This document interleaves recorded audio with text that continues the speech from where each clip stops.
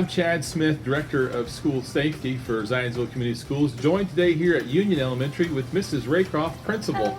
Hi, Jen. Hi, Chad. Today we're talking about some safety precautions with weather, arrival, and dismissal. So I wanted to ask Mrs. Raycroft, what's some advice you can give to families when we have ice and sleet and snow for morning arrival? I think one thing to really watch for is if you're doing that drop off in the morning, that you're staying in that one line, not trying to cut in front of the cars in front of you, and also being aware that typically on those mornings where there is inclement weather, there's a lot more drivers on the road dropping off in the morning. So just being extra aware and patient that you may have to wait a little bit longer. The patience is always a difficult one when we're hurrying to work and different things, but taking those extra steps. And also, if you do need to get out of your car, what's the best way to handle that in the morning? Stay in line or going to park? You know, if you do need to get out of your car for some reason, maybe your student has a project or something larger that needs to come in, we do recommend that you park your vehicle and then head on in, crossing at the crosswalk, and you can then help your student get escorted in that way. You know, in safety, we always have to be careful of the routine, the mundane. So just not falling into that routine, but every day taking the extra step to watch out for our little ones will go a long way. What about recess on a cold day? How do you handle school safety when it's really frigid, but also giving students a good balance of exercise?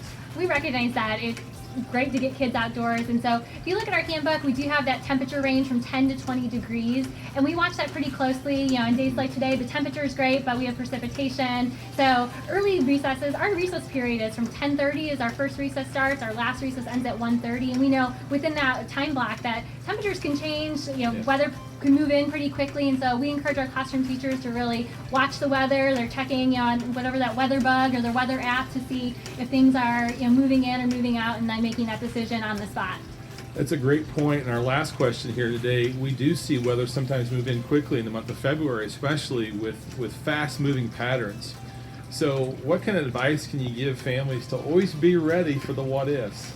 In the event that we might have to have one of those early dismissals, we definitely encourage all families to make sure that their early dismissal form is on file in the office. It's something that we typically take care of early in the year, August, usually that curriculum night time. And so if you have any changes, whether that be change in your child's after school procedures or who may be home at that time, that you do let the office know so we can make sure that, should we have to use it, that information is up to date and your child gets to the place that they need to go to. That's great. And that's, a rare occasion, but it does happen, especially when we start moving into February when temperatures get a little warmer, but you can see an ice storm come in quickly.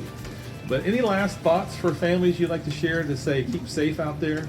Sure. I think just making sure that your child is coming to school prepared for the weather every day. I know today we had really warm temperatures this morning, and it looks like it's going to tank out later on in the afternoon here. So making sure that they're dressed for the weather throughout the day. It's Indiana, and so that weather changes really rapidly. So making sure that they're dressed appropriately for whatever the weather may hold. That's great advice.